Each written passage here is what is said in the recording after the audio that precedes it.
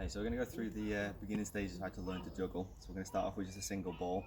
Now on ball selection, when you're buying your juggling balls, make sure you get some quality ones. You can get some quite cheap ones, but they're really light.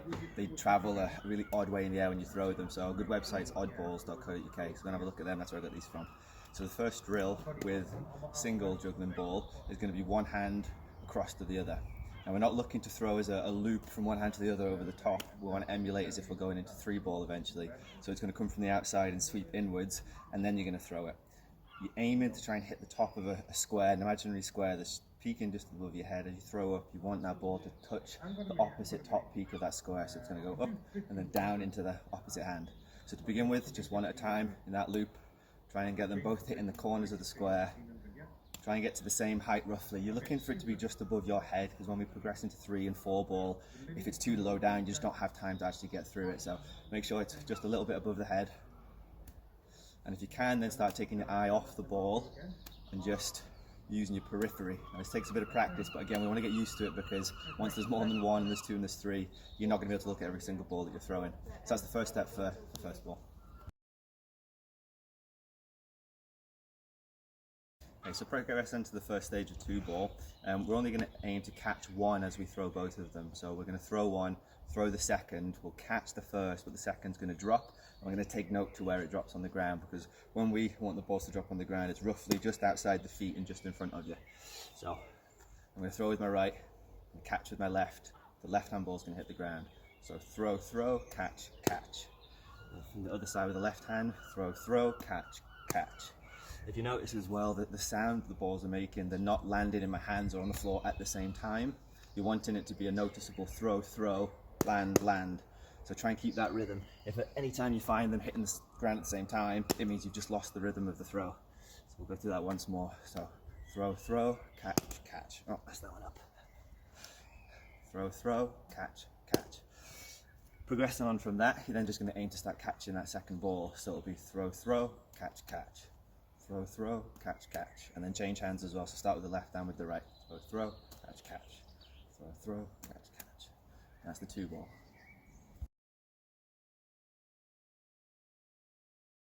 Okay, so progressing into the first drill for 3 ball juggling. We're not going to aim to actually catch any of the balls on this first time through. We're just going to throw them in sequence and let them land in sequence, and then we're going to see where they're landing to make sure that the throws are going to the right places.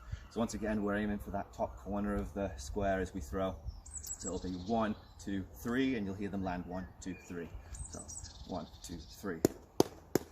So these 2 not so bad. One's gone a little bit far out. Let's try that again. Go 1, 2, 3. That's much better. So you land it on top of each other. Make sure as well, as you're going through the drills, you swap what hand you're starting with. So I'll naturally start with 2 in my right hand because I'm right-handed, so I have to remember to swap to the left. So throw, throw, throw. Okay, so the second drill for 3 ball, this time I'm going to attempt to catch 2 of the balls instead of just letting them land and drop, but the third is going to still hit the ground. So it looks a little bit like this. 1, 2, 3, drop. That was from the right hand, from the left hand. 1, 2, 3, drop. Do that one again. 1, 2, 3, drop. See, sometimes you've got to regress to progress. 1, 2, 3, and drop. So once you've got the hang of that, you can then start aiming to catch that third ball. If you're not quite there, just follow it as if you're about to catch it. So 1, 2, 3, and drop. This time you see I'm following it with my hand. 1, 2, 3, drop. And then progress into actually trying to catch it, so you get one full round. 1, 2, 3, catch.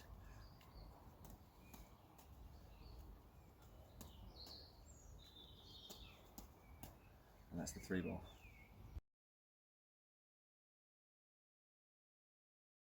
Okay, so once you can get one full round with the 3 ball where you can catch all 3, then we're going to start progressing it in a ladder. So every time you come to this, as you're getting used to the 3 ball before you're really proficient at it, you'll do 1 round first, make sure you catch it, even if you can carry on. Then you'll go into 2 rounds and then 3, and that's how you progress up. You'll notice that by greasing the groove, by going through every single one up to the one you're aiming for, it's a lot easier to get there than just jumping in cold and going straight to the highest number you can get. So, pay your dues, take the time, and do it properly.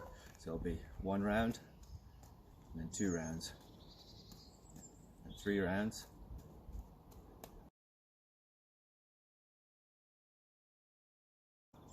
So a few mistakes that people make, or a few common faults that people get when they're going with a 3 ball, is they're either not throwing high enough, so they're caught in the middle here trying to move the hands really quickly.